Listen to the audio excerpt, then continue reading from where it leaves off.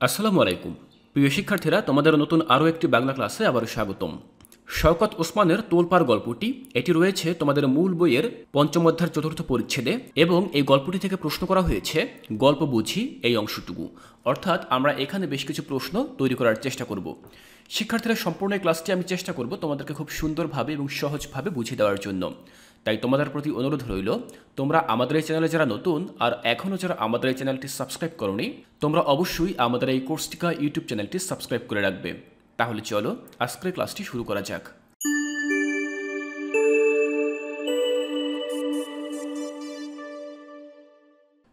শিক্ষার্থীরা, গল্প বুঝি এই অংশটুকু রয়েছে তোমাদের মূল বইয়ের 151 নম্বর পৃষ্ঠায়। আমরা পড়ে নিচ্ছি যে কি করতে বলা হয়েছে এখানে। শিক্ষকের নির্দেশ অনুযায়ী তোমরা দলে ভাগ হও। উপরের গল্পে কি বলা হয়েছে তা দলে আলোচনা করে বোঝার চেষ্টা করো। কোন দল কেমন বুঝতে পেরেছে তা যাচাই করার জন্য এক দল অপর দলকে প্রশ্ন করবে। এর জন্য আগেই দলে আলোচনা করে কাগজে কয়েকটি প্রশ্ন লিখে রাখো। তাহলে শিক্ষার্থীরা, আমরা আলোচনা করার জন্য এখানে বেশ কয়েকটি প্রশ্ন তৈরি করব। কোন গল্প থেকে? আমাদের পাঠ্য বইয়ে যে গল্পটি রয়েছে তোলপাড়, যেটি লিখেছেন শওকত ওসমান, সেই গল্পটি থেকে আমরা কিছু প্রশ্ন তৈরি করার চেষ্টা করব। আমি আশা করছি তোমরা এই গল্পটি আগে থেকেই বাসায় বসে পড়ে নিয়েছো এবং এই গল্পের মধ্য থেকে আমরা বেশ কিছু প্রশ্ন তৈরি করার চেষ্টা করব। তাহলে চলো দেখে নিচ্ছি সেই প্রশ্নগুলো আমরা কিভাবে লিখব। শিক্ষার্থীরা, আমি তোমাদের জন্য একটি পিডিএফ নোট তৈরি করেছি যেখানে তোমরা এই প্রশ্নের উত্তরগুলো দেখতে পাবে। চলো শুরু করছি। আমি প্রথম প্রশ্নটি লিখেছি, তোলপাড় গল্পটির রচয়িতা কে? উত্তর, শওকত ওসমান।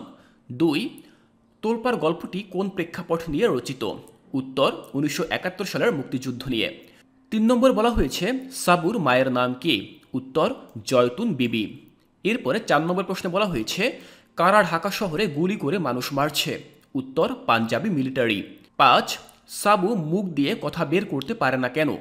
উত্তর, শহরে অসংখ্য মানুষের মৃত্যুর খবর শুনে সাবু আতঙ্কিত ও উত্তেজিত হয়ে পড়ে। তার শরীর থরথর করে কাঁপে, এজন্য সে চাইলেও মুখ দিয়ে কথা বের করতে পারে না। এরপরে 6 নম্বরে বলা হয়েছে, ঢাকা শহর থেকে গাবতলী গ্রামের দূরত্ব কত? উত্তর, 50 মাইল। 7, কত তারিখে পাঞ্জাবি মিলিটারি মানুষের উপর ঝাঁপিয়ে পড়ে? উত্তর, 25শে মার্চের রাতে। 8, সাবুদের বাড়ির পাশ দিয়ে কোন সড়ক গেছে? উত্তর, জেলা বোর্ডের সড়ক।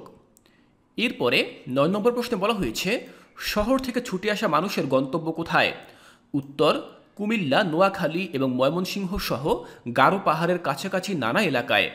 10, কিভাবে রাস্তার ধারেই 2-3 জন শেষ হয়ে গেল? উত্তর, তৃষ্ণায় বুক ফেটে। 11, শহর থেকে ছুটে আসা মানুষদের খাওয়ার জন্য জৈতুন বিবি কি দেন? উত্তর, মুড়ি ভেজে দেন। 12, সাবুর লজ্জা লাগে কেন? উত্তর, সাবু খালি গায়ে ছিল, এছাড়াও তার পরনে হাফ প্যান্ট, তাও ময়লা, এজন্য সে লজ্জিত অনুভব করছিল। এরপরে 13 নম্বর প্রশ্নে বলা হয়েছে, প্রৌঢ় নারী সাবুকে কত টাকা দিতে চাইলেন? উত্তর, 5 টাকা। 14, সাবু কেন টাকা নিতে অস্বীকৃতি জানালো? উত্তর, তার মা বকবে এবং বাড়ি থেকে বের করে দেবে তাই। 15, প্রৌঢ় নারীর প্রকৃত পরিচয় কি? উত্তর, তার নাম মিসেস রহমান, তিনি ঢাকার লালমাটিয়া ডি ব্লকে থাকেন। তাহলে শিক্ষার্থীরা, তোমরা দেখলে আমি এখানে তোমাদের সাথে 15টি প্রশ্ন আলোচনা করেছি এবং 15টি প্রশ্নের উত্তর কিন্তু আমি একই সাথে তোমাদের জন্য আলোচনা করে শুনিয়ে দিয়েছি। শিক্ষার্থীরা, এই প্রত্যেকটি প্রশ্ন আমি কিন্তু আমাদের মূল বই থেকে অর্থাৎ তোলপাড় গল্পটি থেকে সংগ্রহ করেছি। তোমরাও যখন এই গল্পটি পড়বে এরকম অসংখ্য প্রশ্ন তোমরা নিজেরাও তৈরি করতে পারবে। আর আমাদেরকে কিন্তু এই প্রশ্নে ঠিক এটাই করতে বলা হয়েছে, অর্থাৎ তোমরা তোমাদের সহপাঠীদের সাথে বা বন্ধুদের সাথে আলোচনা করবে এবং আলোচনা করার পর দেখবে যে কোন কোন জায়গা থেকে প্রশ্ন তৈরি করা যায়। আশা করছি তোমাদের জন্য এই ক্লাসটি খুবই সহায়ক হয়েছে।